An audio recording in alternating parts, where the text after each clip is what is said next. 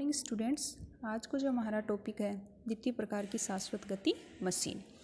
इसमें ये बताया गया है कि जो प्रथम प्रकार की शाश्वत गति मशीन है उसमें अपन बिना किसी प्रकार की ऊर्जा को व्यय किए लगातार कार्य नहीं कर सकते, या फिर अपन यूँ कह सकते कि ऊष्मा के व्यय के बिना अपन लगातार कार्य करना असंभव है। या फिर अपन कहते हैं कि कारणों के उत्क्रमणीय इंजन द्वारा हम ऐसा निष्कर्ष पाते हैं कि चक्रीय प्रक्रम द्वारा भी यह असंभव है कि इंजन एक ही स्रोत से ऊष्मा का अवशोषण कर लगातार कार्य करे। दूसरे शब्दों में ये कहते हैं कि द्वितीय प्रकार की जो शाश्वत गति मशीन है उसका निर्माण करना भी संभव नहीं है। इस नियम की परिभाषा को दो मुख्य कथन है। पहला है केल्विन का कथन और दूसरा है क्लासियस का कथन। केल्विन कहता है कि किसी वस्तु को वातावरण के न्यूनतम ताप की वस्तु से अधिक शीतल करके कार्य की प्राप्ति असंभव है। या फिर दूसरी डेफिनेशन में अपन कह सकते हैं कि किसी भी इंजन से कार्य की लगातार प्राप्ति के लिए केवल ऊष्मा स्रोत ही संभव नहीं, उसके लिए सिंक का होना भी आवश्यक होता है। नेक्स्ट स्टेटमेंट जो था क्लासियस कहता है कि किसी भी स्वतः क्रियाशील मशीन के लिए जिसे किसी अन्य बाह्य स्रोत की सहायता प्राप्त न हो उसे निम्न ताप वाली वस्तु से ऊष्मा लेकर अपेक्षाकृत गर्म वस्तु को प्रदान करना असंभव है। यानी कि निम्न ताप वाली वस्तु से ऊष्मा उच्च ताप वाली वस्तु को प्रदान करना असंभव है, उसके लिए किसी न किसी प्रकार की बाह्य स्रोत की आवश्यकता होती है।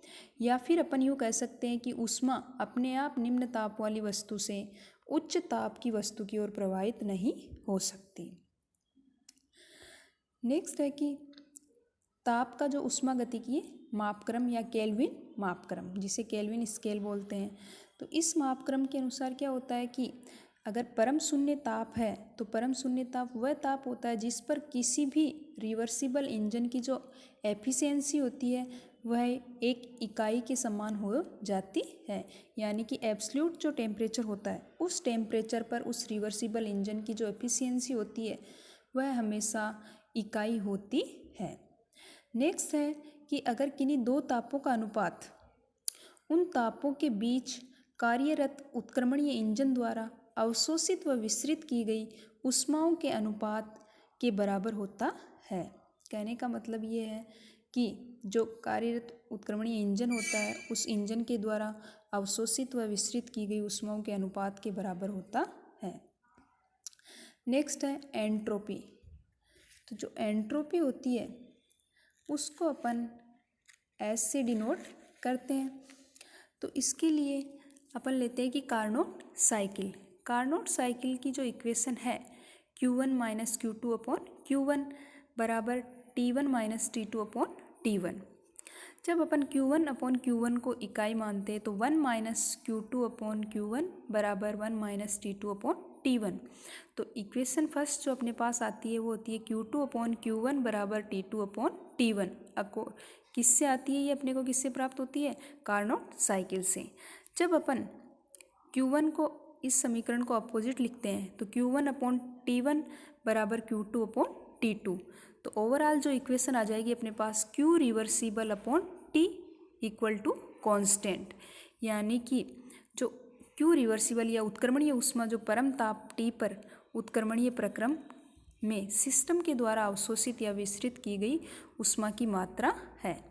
यहाँ पर समीकरण 3 के अंदर जो Q रिवर्सिबल है वो T टेम्परेचर पर उत्क्रमणीय प्रक्रम में सिस्टम के द्वारा अवशोषित या फिर विसरित की गई ऊष्मा की मात्रा होती है। और जो ये Q रिवर्सिबल अपॉन T है इस व्यंजक को अपन एंट्रोपी कहते हैं और एंट्रोपी को S के द्वारा डिनोट किया जाता है। और एंट्रोपी भी एक क्या होती है? स्टेट फंक्शन है जो कि किसी भी अभिक्रिया की प्रारंभिक और अंतिम अवस्थाओं पर डिपेंड करती है, न कि उसके पाथ पर की अभिक्रिया किस प्रक्रम से हुई है। या फिर अपन यूँ कह सकते हैं कि किसी भी सिस्टम की एंट्रोपी S को अपन कैलकुलेट नहीं कर सकते, परंतु उस प्रक्रम में एंट्रोपी के जो परिवर्तन होता है DS उसको ज्ञात किया जा सकता है।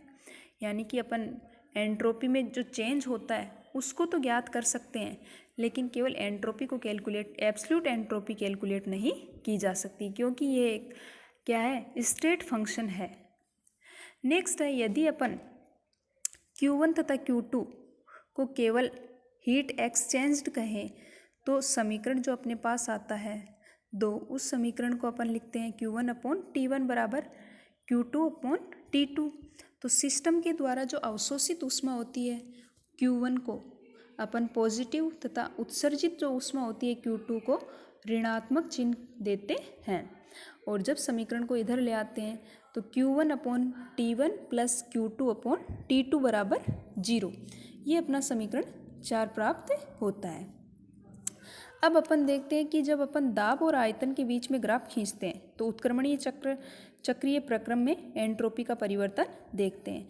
तो क्या होता है कि जब कार्नोट चक्र के समतापीय तथा रुद्रोष्म प्रक्रम में अत्यंत सूक्ष्म गति के जो Q/T पदों का योग जो 0 के बराबर होता है, तो एक चक्रीय प्रक्रम अपन लेते हैं जिसमें अवस्था A से अवस्था B में जाते हैं और पुनः अपन B से अवस्था A के अंदर आते हैं। तो इस चक्रीय प्रक्रम के अंदर यानी कि A से B तक और B से वापस A को एक अनंत छोटे कार्नोट चक्र में विभाजित कर लेते हैं। तो इसमें क्या होता है कि जैसे अपन इस डायग्राम में देख रहे हैं कि जो इसकी ऊर्ध्वाधर रेखाएं होती है वह समतापीय परिवर्तनों को दर्शाती है, और जो क्षैतिज रेखाएं होती है वह रुद्रोष्मीय प्रक्रमों को दर्शाती है। अब यहाँ अपन देखते हैं कि इन सभी चक्रों को पूर्ण करते अपन एक लूप के भीतर में सभी पथ एक दूसरे को निरस्त कर देते हैं और चक्र अपना A शेष रह जाता है, यानी कि A से B और B से A रहता है। अब इसके लिए अगर अपन समीकरण 4 से लेते हैं तो Q1/T1 प्लस Q2/T2 बराबर 0 प्राप्त होता है। तो कार्नोट साइकिल के जो सभी Q/T पद हैं उनका योग क्या होता है, 0 के बराबर होता है। यदि अगर अपन इसको अनंत सूक्ष्म के परिवर्तन हो तो इस समीकरण को अपन निम्न प्रकार से दर्शा सकते हैं, यानी कि समेसन dQ/T बराबर 0।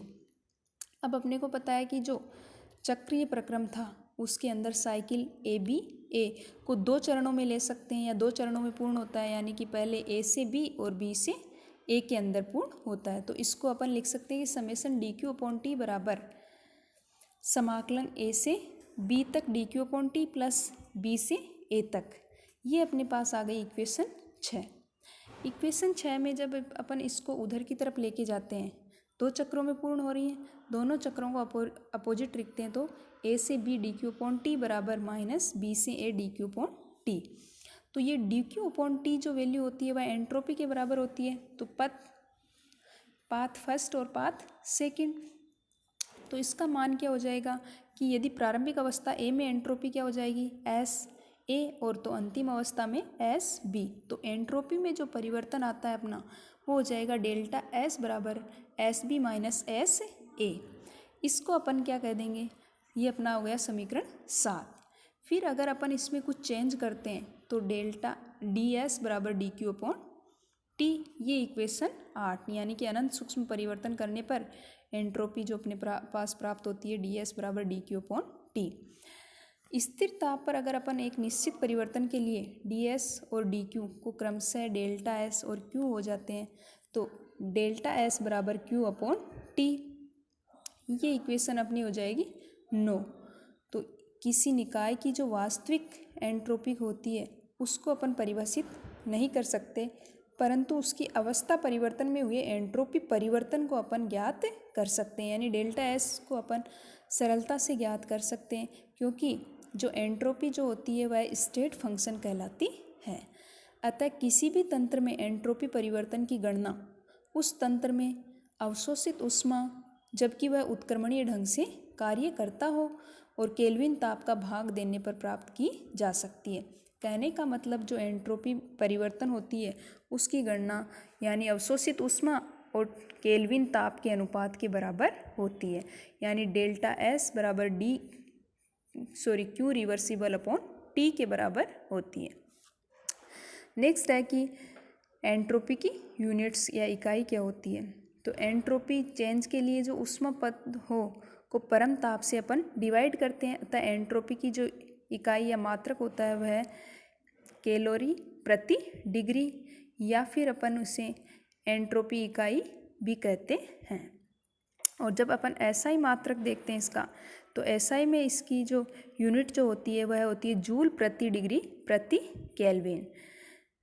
अतः एंट्रोपी एक एक्सटेंसिव प्रॉपर्टी है, अर्थात इसका मान जो होता है वह क्या होता है, पदार्थ की मात्रा पर निर्भर करता है। अतः किसी पदार्थ की अगर एंट्रोपी बताने के लिए अगर उस पदार्थ की मात्रा का वर्णन करना भी आवश्यक है, तो साधारणतः ये मात्रा 1 मोल होती है।